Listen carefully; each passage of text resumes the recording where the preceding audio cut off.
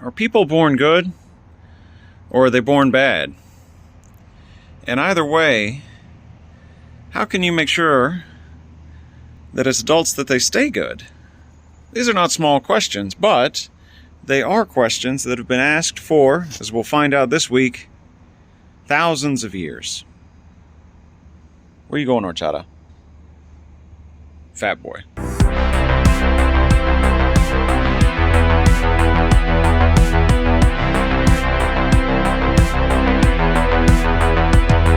To answer this question in these series of lectures, we're going to look at some wisdom from ancient China. We're going to be talking about China from about 1200 BCE to 100 CE. But let's get right into the answer to our question, or competing answers to our question. Let's begin with the Taoist response. We'll turn here to a text called the Tao Te Ching. Jing, classic, Tao, way, de, virtue, the classic on the way and virtue. Now, this is written by a man or many men or people, Lao Tzu.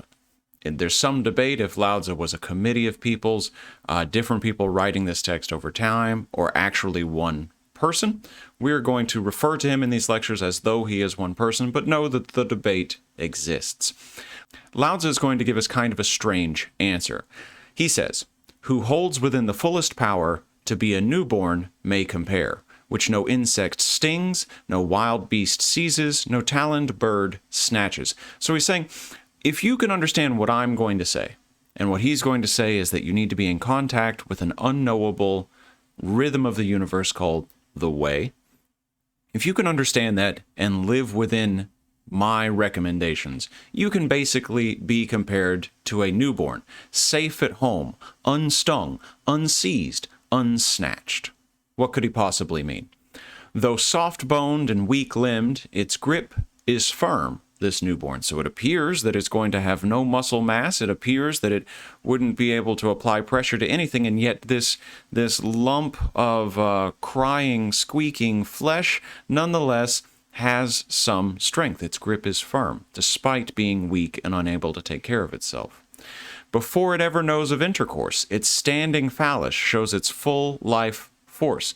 Our baby here is going to have, if it is biologically male, pointless, full erections.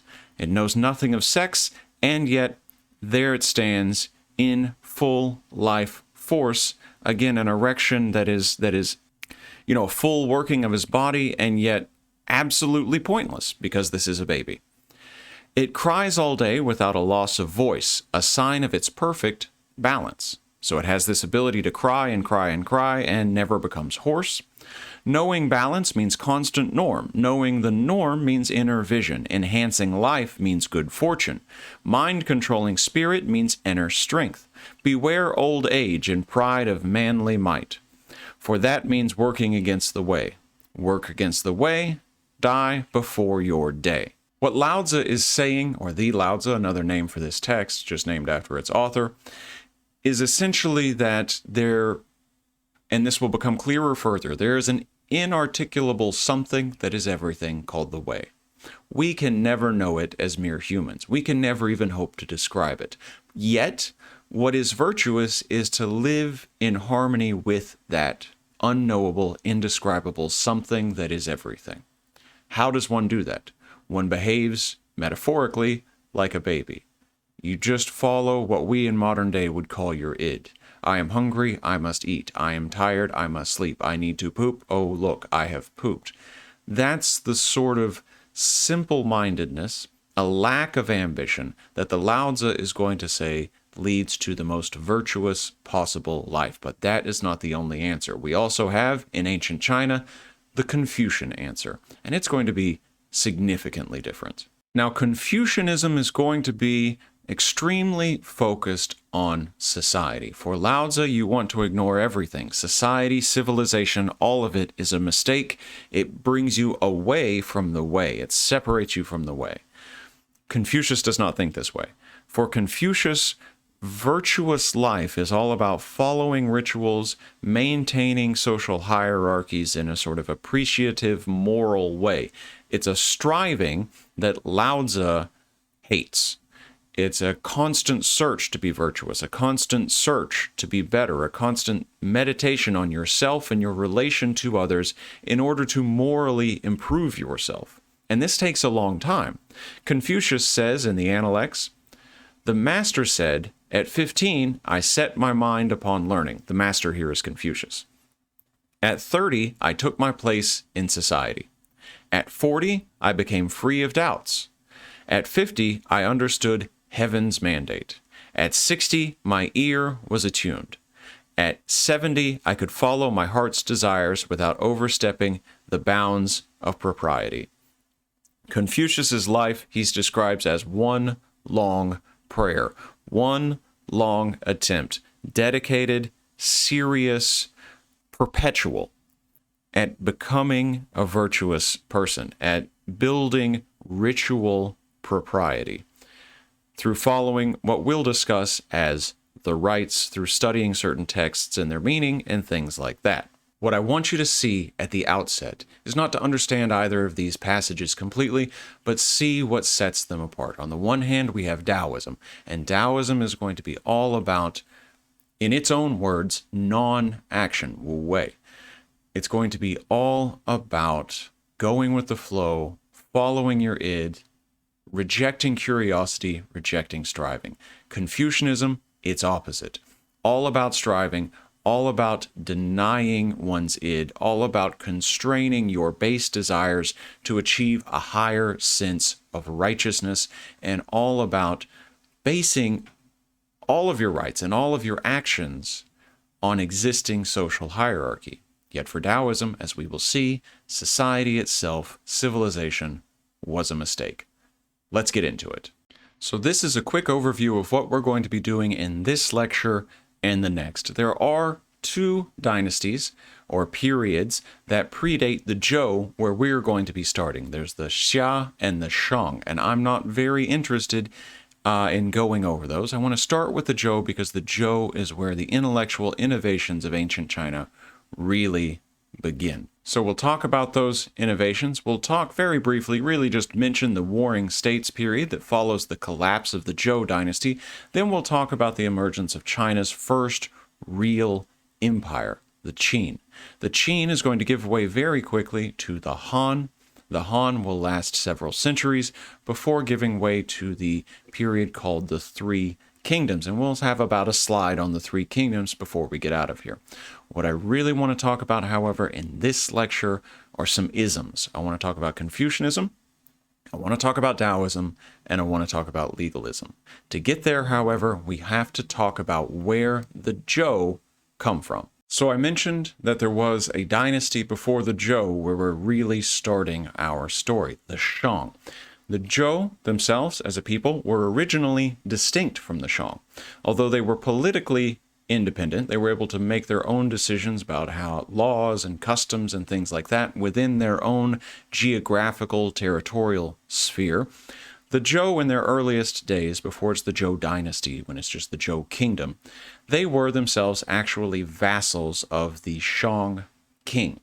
Much of Zhou culture also came from, or was shared with, the Shang, including things like oracle bone, divination, and the inscription of bronze vessels with the same Chinese language used by the Shang. And you have here an example of one such bronze vessel. This is the Daoism, on display in Shanghai in July 2021. The ding was originally a cooking pot that later became a type of ceremonial vessel. So you can see, if you look at those legs, where one might place a fire, how one would exactly cook with this. The Daoism ding, this ding in front of you, this is cast in bronze, which was a fairly scarce material at the time, making this ding and others like it that are for ceremonial purposes very valuable. It's used to denote social classes, especially in this case. Now, it's called the Daoism ding. It's cast in the 11th century BCE and contains 291 characters recording the events of the emperor conferring a title to a nobleman, Yu, and there our name comes together. It's the ding. Whose ding? Yu's ding. What is ding? What is Yu's title? The Great Yu. Da. So the Da Yu Ding is the ding or the cook pot of the great Yu. I just show you this to give you an example of the kind of material and written culture that was already going on, already shared at the beginning of the Zhou Dynasty. If you can see inside in the right-hand picture of this ceremonial cookpot, never of course actually used to cook, you can see early iterations of the Chinese writing system already shared in this world. The Zhou eventually take over the Shang in 1045 BCE. And after this, new Zhou rulers allowed the Shang, the people they had just defeated, to continue their noble lives as dukes. This is a pattern we're going to see as we move through world history. A new conquering power comes in, and instead of slaughtering everyone in the former power, what they do is they allow the elites to sort of take on new roles as vassals or administrators within this new powerful administration. So the Shang rulers, they go on as dukes within this newly formed Zhou dynasty. They become vassals of the Zhou in 1045 BCE. The Shang, when they find themselves as vassals, are not the only ones. The Zhou is surrounded by other smaller political powers that it then can exact taxes from in the form of tribute and things like that. The Shang are vassals along with many other vassals. And this ability to change, this ability to sort of share a culture, for the Zhou to slip in and rule the Shang the way the Shang had previously ruled over the Zhou, this shows a lot about the sort of already formed and yet still kind of hybrid ancient Chinese culture into which we're, looking in these lectures. The late Shang itself was already in contact with cultures as far-flung as the Indian Ocean and was adopting technology like the horse-drawn chariot, which first appeared in what is now Kazakhstan in around 1250 BCE. So 200 years before I've decided we should start studying ancient China is already in contact with the peoples of Central Asia and South Asia. Our Zhou people, who have so much cultural exchange with the Shang before they take over the Shang and rule them much the way the Shang had ruled over the Zhou and other smaller political entities, they've got to come from somewhere. The best answer is where they say they come from. So the Zhou origin story has a lot in common with other origin stories of nomadic peoples of the steppe, which the Zhou originally are in sort of northern China, vaguely in the area of what Mongolia is now, that kind of region. The Zhou and their origin story shares a lot in common with peoples of this time, of this region. There's a sky god involved. There's a story of immaculate conception. Let's get into it. One day, a woman, the mother to the originator, the progenitor of the Zhou people, a woman named Zhang Yuan, is out for a walk. While she's on her walk, she, very much by accident, steps in the footprint of Shangdi, the Lord on high. Stepping in this footprint, she miraculously becomes pregnant. She carries the baby to term, she has it, she names it Hoji. Now this baby, Zhang Yuan worries, is going to be a problem. Shangdi had nothing to do with this pregnancy, quite by accident as far as he and Zhang Yuan are concerned. So she's worried that Shangdi, our Lord on high, is going to become angry if he discovers the existence of Hoji. What does Zhang Yuan do? She attempts to abandon the baby, leave him to fate. Perhaps he dies, perhaps he's found by someone else and raised as theirs. Her first attempt to abandon the baby is in the rural countryside, except the baby is discovered by farm animals, protected from the elements, kept warm, and when he's discovered by local farmers, eventually returned to Zhang Yuan. She makes a second attempt. This time she attempts to abandon him in the forest. Except this time, Hoji, still a baby, is discovered by woodcutters who protect him, keep him warm, feed him, and return him to Zhang Yuan. Third time's the charm, right? This time we're going extreme. She takes him in the wintry, cold climate out onto a frozen piece of ice, sets the baby down, and walks away, thinking there's no chance I will have to deal with this baby after this. Wrong. Birds, winter birds, find Hoji, still a baby. They keep him warm with their wings until again He's found, he's discovered by local humans who return him to Zhang Yuan. Now, this is 3 times. Zhang Yuan finally agrees, finally accepts there's something miraculous about this child. If he survived all 3 of these attempts to abandon him, there must be something here. I will keep him, I will raise him. And Houji, because he has had these early experiences, this close contact, this miraculous contact with nature, grows up to kind of develop many of the complex farming techniques that the Zhou people use to make their way in the world. But at first, these Zhou people, they are not farmers. Even after Houji develops these techniques, the Zhou themselves are nomads. They only become settled when they emerge as a people about 80 miles west of what is now the modern-day city in China of Xi'an, but is then the Shang capital. They settle in what is called the Plain of Zhou, from which they get their name. Now, after the Zhou settled, the Shang, as I've said earlier, made their leaders, the Zhou leaders, vassals or dukes of the Shang kingdom. Eventually, however, these Zhou dukes declared themselves kings. According to the legend, the Shang killed the second of the Zhou kings, kidnapped the third for 7 years. The fourth Zhou king, the martial king, King Wu, declared war on the Shang and built a coalition of other groups that were subordinated to the Shang, other vassals with which to defeat their sort of overlords.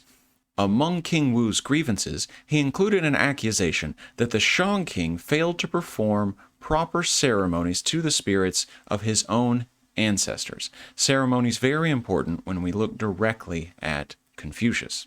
The conquest happened in 1045 BCE, and the Shang king burned himself alive in Deer Terrace Pavilion after the last great battle. King Wu announced his rule to heaven and called the place he would rule Zhongguo. This is significant, because guess what, friends? What is the name of China now in Chinese? Zhongguo, the Middle Kingdom. So the Zhou produced the oldest surviving bronze vessels with this character, Zhongguo, in it, effectively naming the country the name that it still has today. And what they did is they established a kingdom that lasted for about 8 centuries.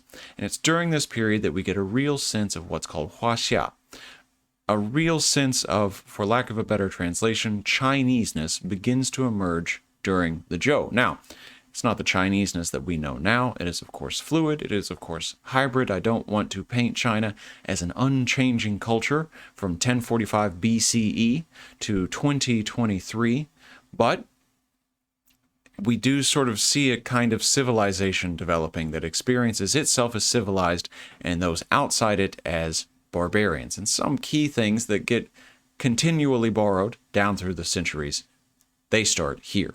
The only other thing I would add, beyond saying that while there is a certain kind of Chineseness that is emerging here, it shouldn't be confused with a Chinese sense of culture now, at least not completely, is that the Zhou is not China as you know China on a map. The Zhou is incredibly small compared to what become the borders of China now, the People's Republic of China. With our Zhou Dynasty established, what I want to spend the rest of this lecture doing is talking about the important intellectual innovations that emerged during this sort of 8 centuries of Zhou rule, loose though Zhou rule actually was. It's very decentralized. So, we're talking about vassals, not a massive imperial bureaucracy. The first of these is related to the Duke of Zhou, or Dan Duke I of Zhou. So the Duke of Zhou was brother and successor to King Wu, our king who, came on the scene and said the Shang have failed to perform the proper rites to their dead ancestors. This has set things out of balance. This is one, among other reasons, that they should be overthrown. Our King Wu dies 2 years after defeating the Shang.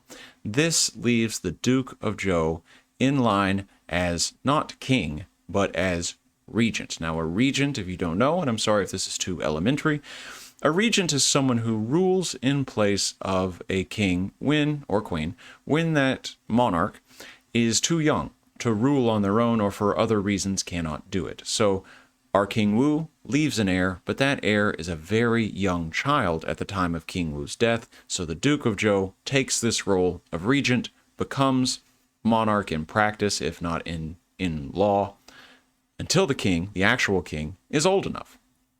The problem enters here.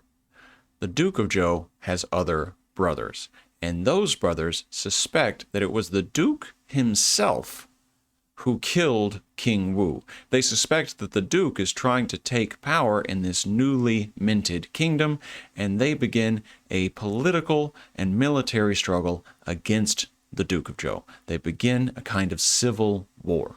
So in all, the Duke has 3 brothers, and when they erupt militarily, the Duke responds militarily. One of his brothers dies in battle, while the other 2 are driven out of the kingdom.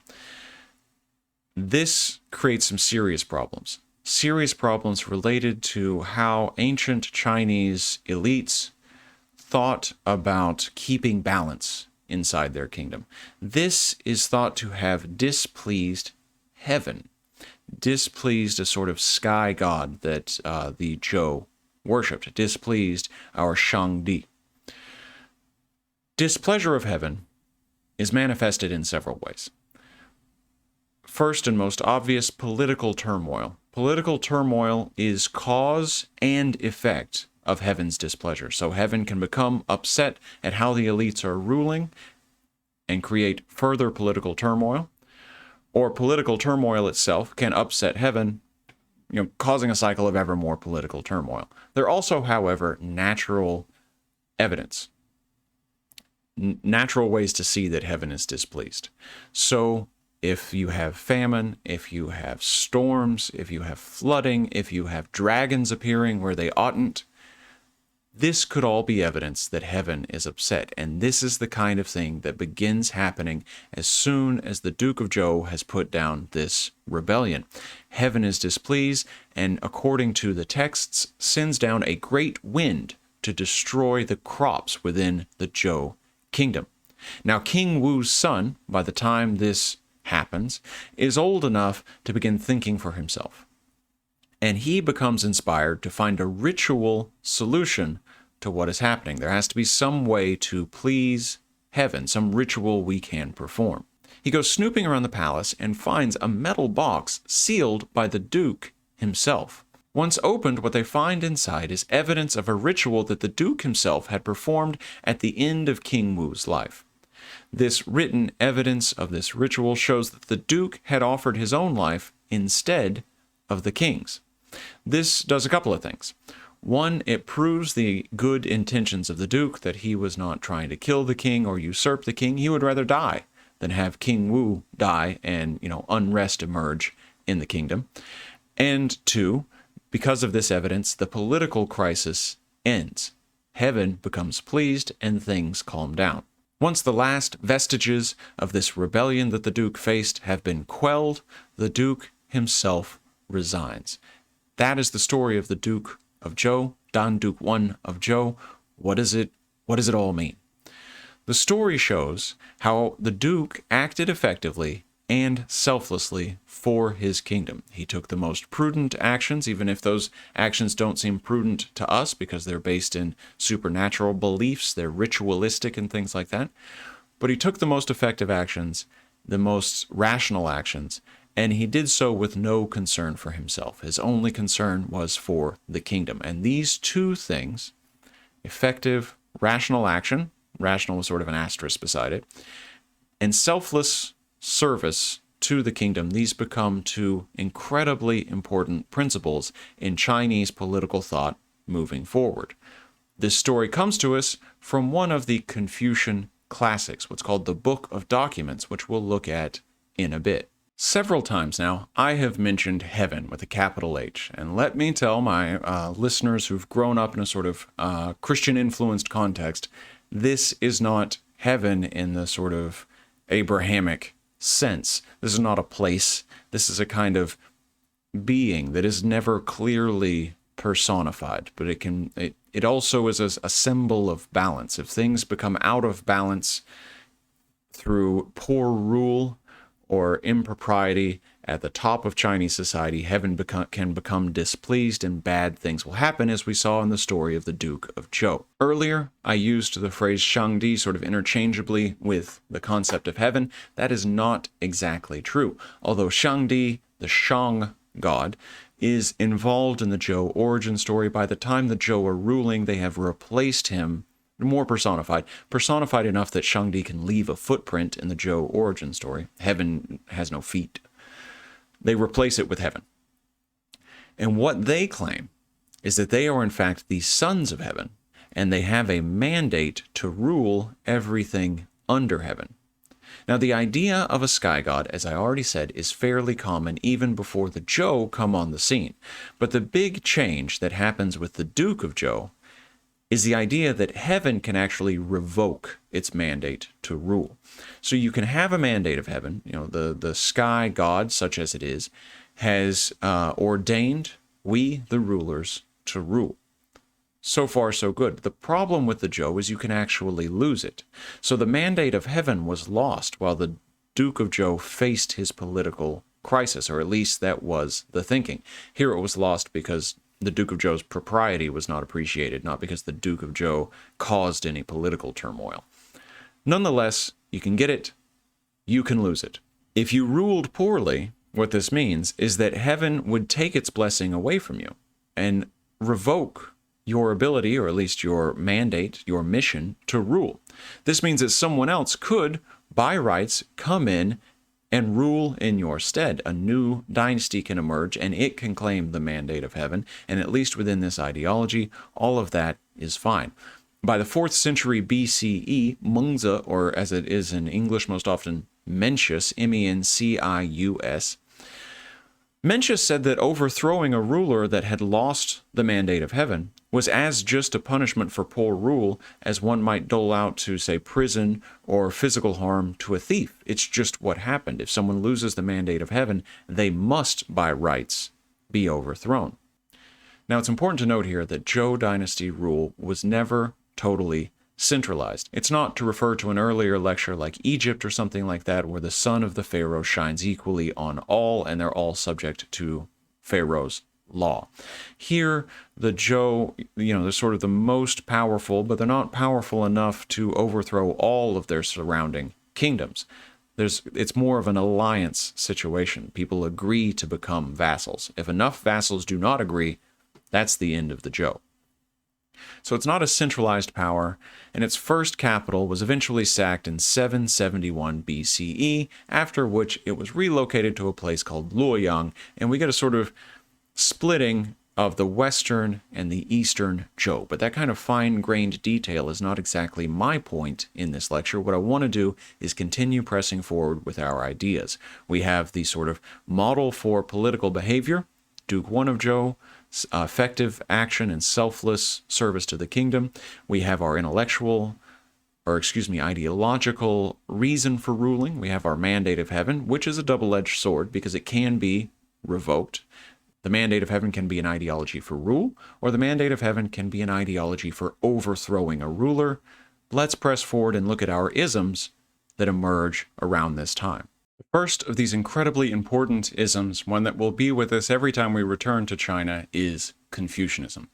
Now, I'll say at the top that Confucianism, the word, is a little bit of a Western invention. There is no word in Chinese that is something like Kongzijui, which it would be Confucianism. In English, it's used to describe the study of several texts, and adjacent to those, Confucius and some famous Confucians' reflections on those texts. But the actual word we would want to use if we were translating Confucianism from English into Chinese is rujiao. So rujiao means something like the teachings of the Ru, or the teachings of the classics, the ancient classics. These classics form the core of Confucianism, although things get added on later. What are these classics? The first of these classics is sometimes called the Book of History, sometimes called the Book of Documents. It's a collection of speeches, announcements, and things like that from great figures of antiquity, and I do mean antiquity, the early Zhou Dynasty, before that, and so on. As we saw with the Duke of Zhou, from which we get the evidence of this story, they do go into the early Zhou, but many, many, many of them are before that. Most of, and here we have a kind of what is fact, what is fiction sources issue. I will say that most of the stuff that pertains to the Zhou Dynasty is thought to actually be genuine. I cannot speak to the veracity of anything before then. Next, we have the Book of Odes, sometimes also called the Book of Songs. This is a collection of about 300 songs or poems of considerable literary value in the Analects, from which we've already read. Confucius often reflects on what some of these songs mean. The way you use the Book of Odes as a Confucian scholar is you read the poems, you read the songs, you memorize classical interpretations of what these might mean, and you come up sometimes with your own ways of interpreting them and applying the lessons in the songs to a political issue, to a moral issue, to something you face in your life. So they're not, you memorize them, but you use them to sort of as metaphors for things that are happening in modern day, or what is modern day for you, you ancient Chinese Confucian. Then we have the Book of Changes, which is mostly a handbook of divination. The Book of Rites comes next, which is actually 3 separate books on a wide range of subjects, many on rituals. And rituals here, you're going to hear me use this word a lot. I would encourage you to look into it if you are interested in what the rites actually are. They are, as far as I'm concerned, a scholar of modern China, infinitely many. Rites on how to bury people, rites on how long to mourn, rites on how to receive a guest, rites on how to get married, rites on courtship, rites on almost everything pertaining to daily life. If I can give you just one example of sort of how intricate these are, as we'll talk about it in just a second, Confucius, when he's alive, makes his money sort of like a Brahmin that we talked about when we talked about ancient India. He makes his money as someone who helps people perform rites in certain situations. Whatever you need him for, if you pay him, he'll come do it. There's one instance in the Analects where Confucius has been paid by a local lord to help host a guest. And at the end of this event, Confucius has been, overseeing sleeve placement and seating order and the order in which food was served and this kind of thing. When the guest is leaving, Confucius goes out, sees them off, and returns to the local lord and says, the guest has stopped bowing. What could that possibly mean? Well, in Confucius' day, part of these rites, just as an example, is that if one were to host a guest, it was customary for the host or the host's representative, so this is why Confucius is doing it and not that lord, to go out to the front gate of your palatial manor and stand and watch the guest leave. And as the guest, it was your obligation to walk a bit, turn, and bow. To walk a bit, turn, and bow. To walk a bit, turn, and bow. And this had to be done to keep balance in the world until you could no longer see each other. And then finally, you were done serving the guest, or you were done being guest, depending on which side of that you were on. Now, I'm a little bit of hyperbole saying this had to be done to keep the world in balance, but it is the case that the rites are seen, as we will see, as a way of containing human desires, which are seen generally as kind of bad unless they're, pointed at ritual propriety. So the rites are these ways of guiding social behavior are incredibly important. You might skip one and just be kind of a rude person, but if everyone skips all of them, then society falls into chaos. This is Confucian thinking. Finally, the last book, The Spring and Autumn Annals. This is a terse history of Confucius' home state of Lu, which is in the current Chinese province of Shandong. It's a history that covers from 722 to 481 BCE. I will say, despite the fact that these texts form the core of what in English we call Confucianism, it is nonetheless the case that if Confucius himself sort of had a hand in any of them, it's probably only in editing the Spring and Autumn Annals, not even writing them. So Confucius, massively important, but it's his thought on these texts that we're talking about, not his composition of these texts. His words come to us in the Analects. Before we move on, I also want to say, as an aside, that Confucianism as a sort of culture, as a political philosophy, as a way of behaving and ruling, as a moral compass, is enormously important in defining, at least in terms of political centers, what really is East Asia. So Confucianism takes off in several countries around East Asia after a history that was, was claiming to be pre-modern, so way after 1500.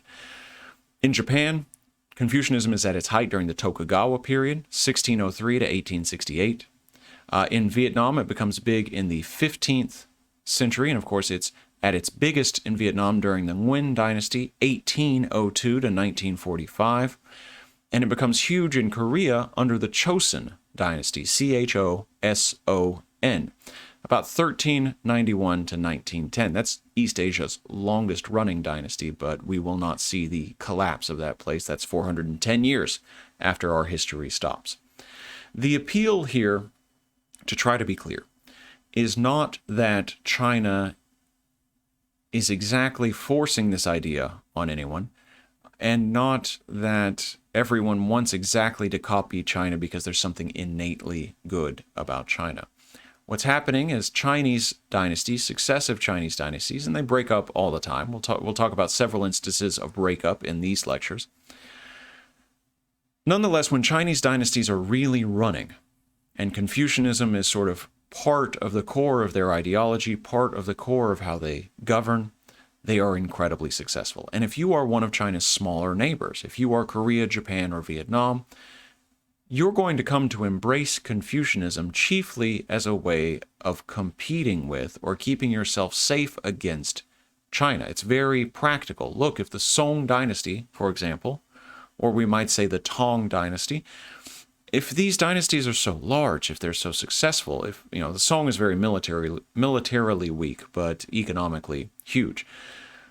If they're so successful, we need to find the secret to their success. And if they say the secret of their success is Confucianism, then Confucianism it is. And so for that reason, it spreads. So we have our 5 classics. We know that Confucius is not really author of them, has a hand in sort of editing some of them. What he's famous for is the enormous amount of moral importance he placed on studying these classics and performing the rites. His name, Kongzi, or Master Kong, Confucius. He's born in Lu, as we've said, in what is now Shandong province, and when he was alive, this is very important, he was not very famous. Sort of a weirdo, ritualist, going around talking about the moral import of the rites. Most of what we know about him comes from the conversations that have been recorded in, again, what you saw at the top of the lecture, the Analects. This is recorded after his death by his disciples and students. And the central message of the Analects is leadership by moral example. And this leadership through moral example, really, if we have to sum anything in Confucius' teachings up, especially on the political side of things, this is the core.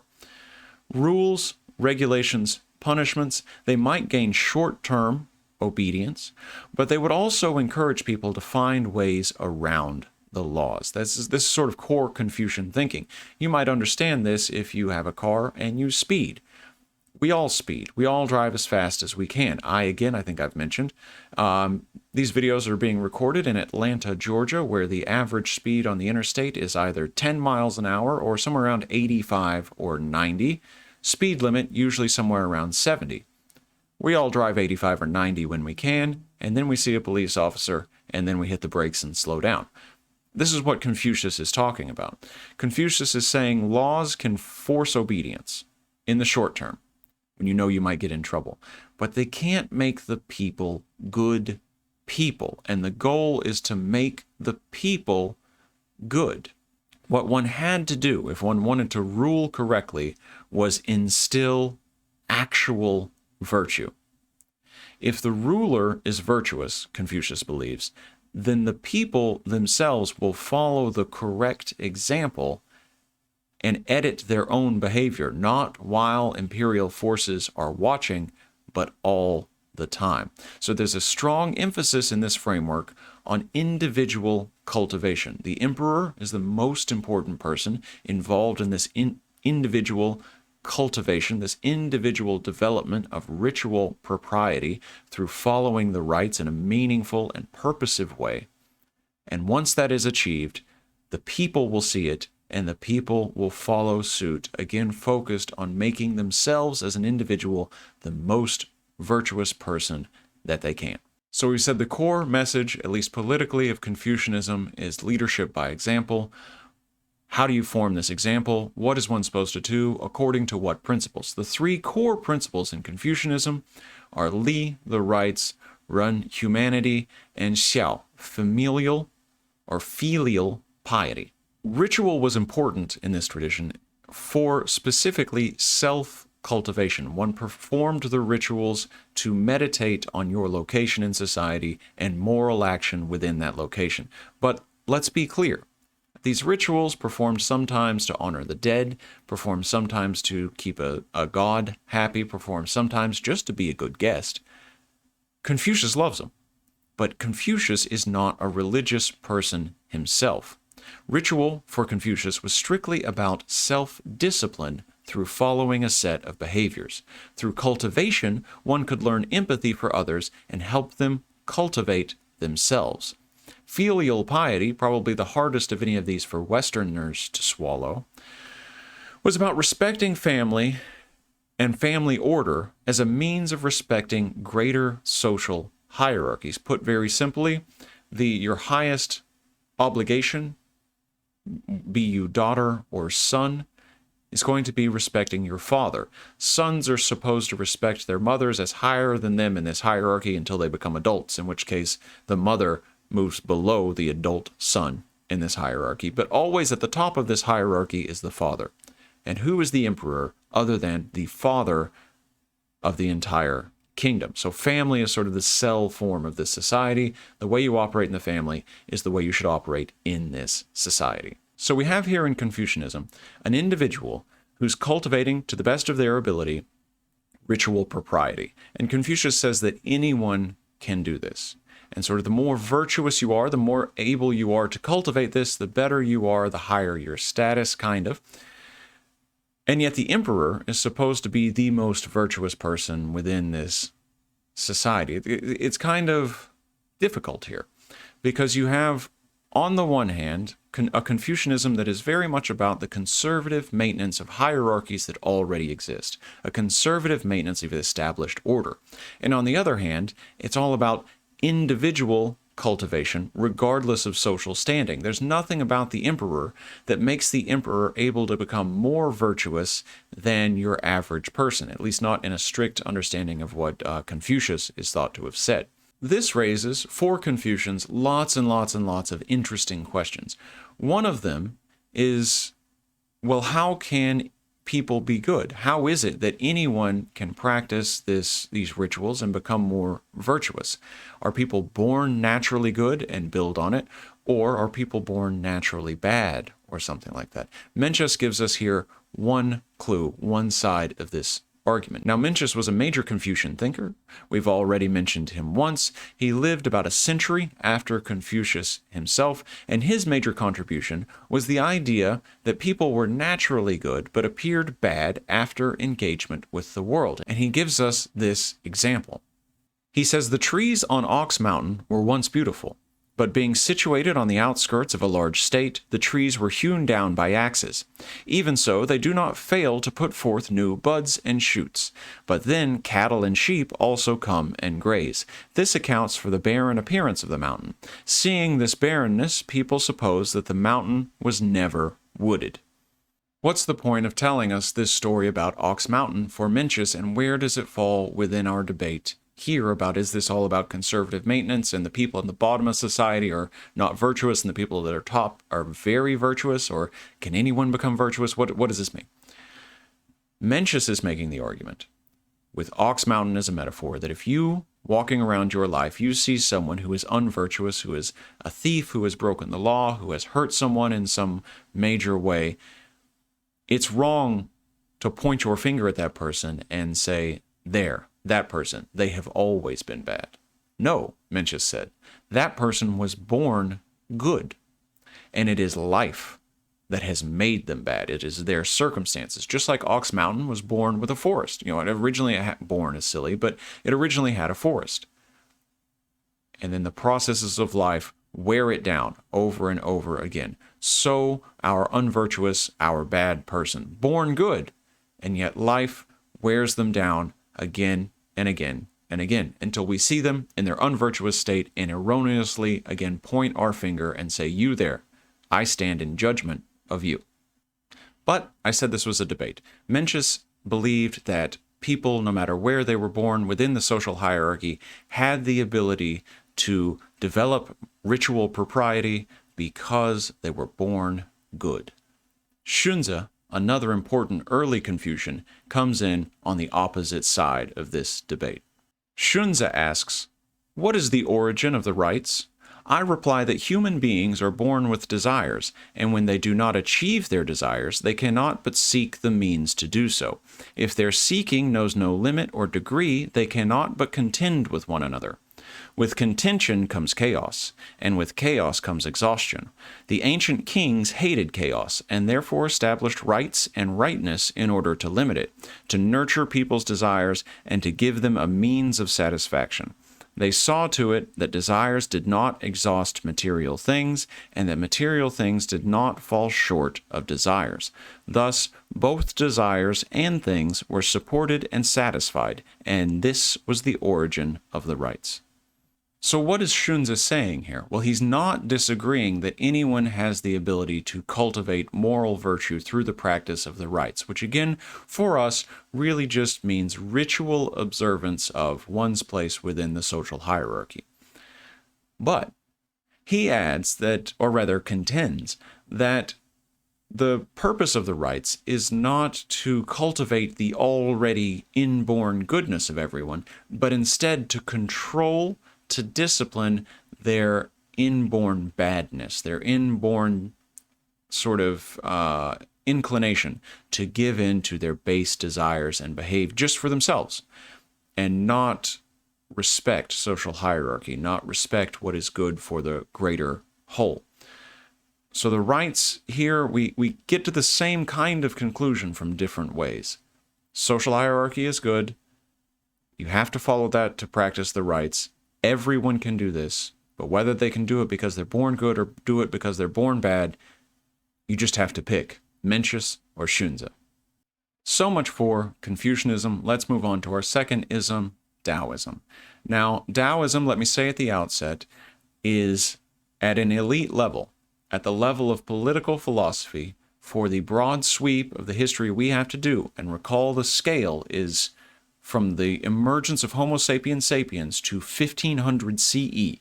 At that kind of level, moving that fast, that bird's eye view, Daoism is less influential as a political philosophy, less influential as a guiding thought for how emperors ruled. It is nonetheless significant. It's China's only indigenous religion, although we'll talk about it more as a political philosophy and moral philosophy.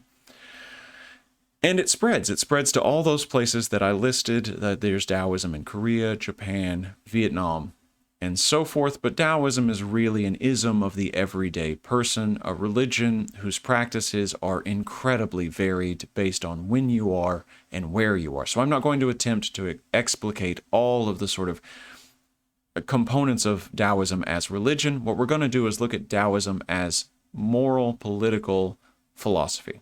What is the Tao that has this ism? The Tao is the way with a capital W.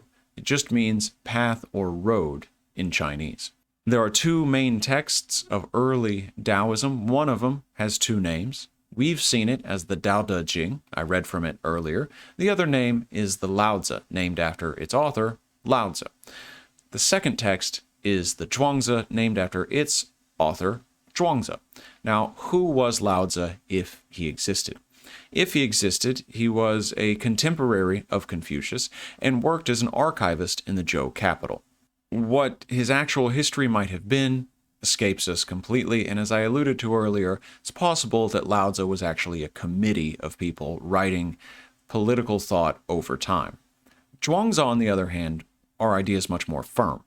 Zhuangzi's real name was Zhuangzhou, and his dates were between 369 and 268. Their books are very different. Lao Tzu is very sort of, and I hate to, please don't think this is derogatory, but kind of mystical in the way that it's written. It's phrases that completely contradict each other at every move. You get, as you read it, it's very imaginative, very mysterious in the way that it's written. The Zhuangzi is not. The Zhuangzi is parables. The Zhuangzi is stories. The Zhuangzi is far easier to understand. If you want to understand the Tao, he's going to tell you about a drunk man. You want to understand the Tao, he's going to tell you about a time he had a dream he was a butterfly, that kind of thing. The way, my favorite method for describing it, is that inexpressible something that is everything. The way is so big, so unknown to the human mind, something so vast and incomprehensible that we could never accurately describe it. All Lao Tzu knows is that we've been separated from it with the advent of civilization. Whereas animals, plants, things like that, their natural way of living, they haven't been separated from it. They're living in accordance with the way. That's why a baby, in our early example, that's the best, closest a human gets to being in tune with the way, when you sort of have no real desires, not really striving for anything, just meeting your base needs. Lao Tzu begins his text with the phrase, Dao ke Dao fei chang Dao. The way that is the way is not the everlasting way, or the way as way bespeaks no common way. The way that can be spoken is not the constant way. These are all just different translations of that opening Chinese line. What he means by it is, I'm going to describe something that I know I cannot describe. I'm going to call it the way, but I don't know if that's really what it is. And any way I try to describe it is going to be too small. Any possible human concept of the way is wrong. Yet we have to try to describe it to get my point across. And that point, again, is largely the idea that humans should essentially give up on the project of civilization. Non-action is the best way to live in, it's hard to say this because you want to say way, I should say method. Non-action is the best method for living in tune with the way. Action, valuing something, for example, causes bad outcomes. Theft. If you think something is valuable, if society thinks something is valuable, then people who don't have it will want to steal it. This is the way that Lao Tzu thinks. So if you never think anything is valuable, you never place importance on anything, then no one who doesn't have it is going to want to come take it.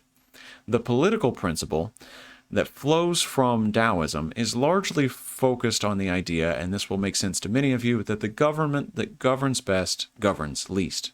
Small government is the government you want if you are a Taoist. As I said, it's very much a philosophy of inaction. So at one point, Lao Tzu says in the Tao Te Ching, when everyone in the world knows beauty as beauty, ugliness appears. When everyone knows good, not good arrives. Think of it, the best way I could put it is something like this.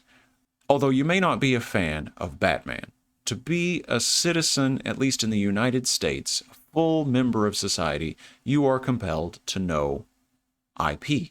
You must know who Batman is. Much like I don't care for Star Wars particularly. I haven't seen a Star Wars in over a decade, but I know the basic gist of what happens in all the movies because I'm part of society. So let's just pretend you know who Batman is and a little bit about Batman.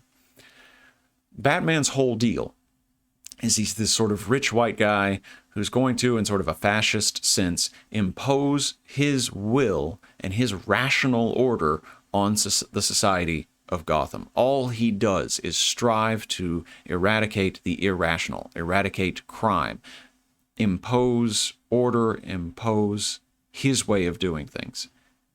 And what's the result? What do you get as soon as you get Batman?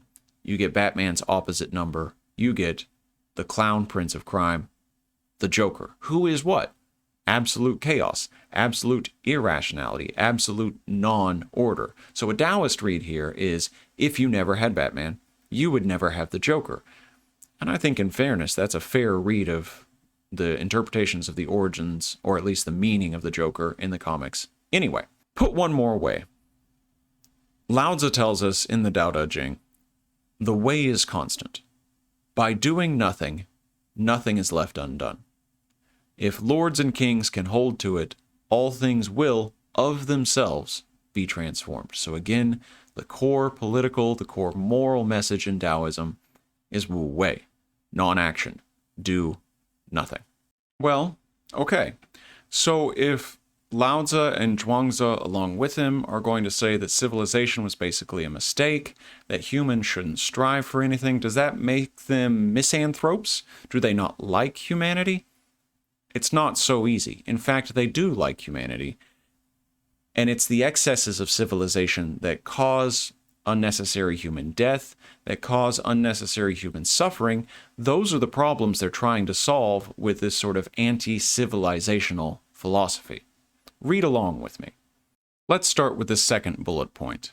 This is the Tao Te Ching, Lao Tzu speaking. Hence the wise in rule have said, may we undergovern, and the ruled uplift themselves. May we remain inactive, and the ruled right themselves. May we forsake ambition, and the ruled enrich themselves.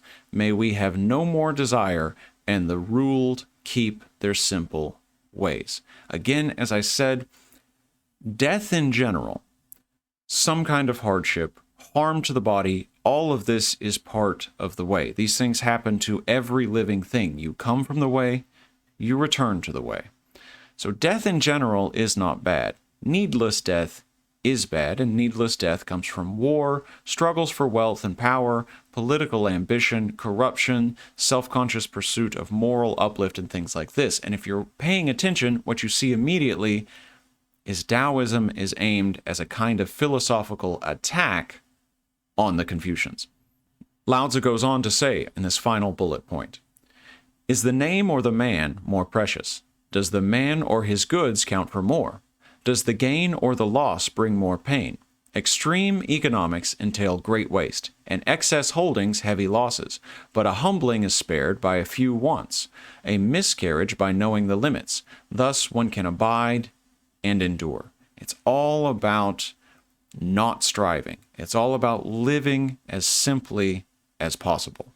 So hopefully this gives you some idea of what Taoism is all about, but if you're still unclear, especially in regard to the kind of political theories that Taoism upholds, the kind of political good, what is the good life, what does a good society look like in Taoism, let me give you one last example.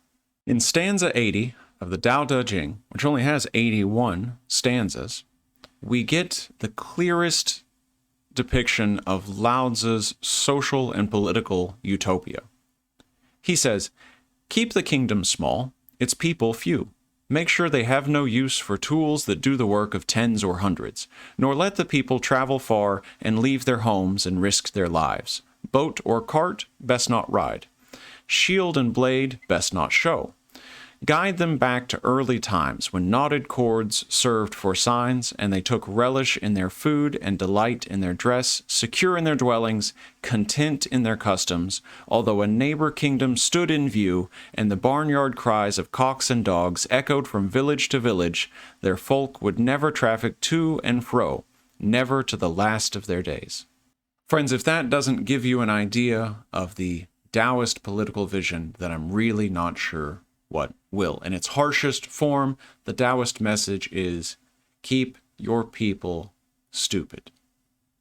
Don't have them go anywhere, not curious about anything, not prone to war, not prone to strive, not interested in technological development, anti-civilization, anti-civilization, anti-civilization. That is the political content of the Taoist message.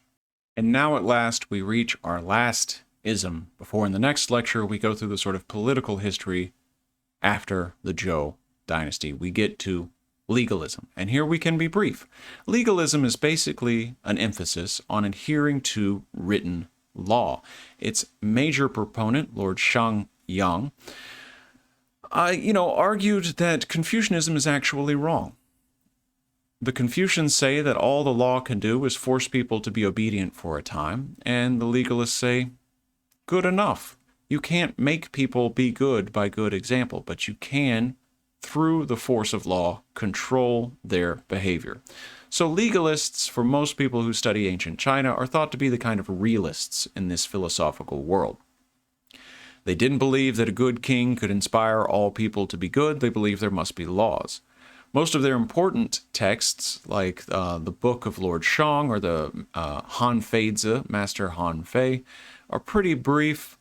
There's not a lot other than that because most legalists were all about practice. So if you want to understand what they think, you have to read them writing laws. You have to read them in debate with other people, not writing long philosophical treatises. That means that generally, legalism is a tradition that emerges from governing, not from thinking about governing. I will nonetheless give you one example from Lord Shang and how he thinks. In the Book of Lord Shang, our author, he writes, "The way to administer a state well is for the laws regulating officials to be clear. One does not rely on men to be intelligent and thoughtful. The ruler makes the people single-minded, so they will not scheme for selfish profit.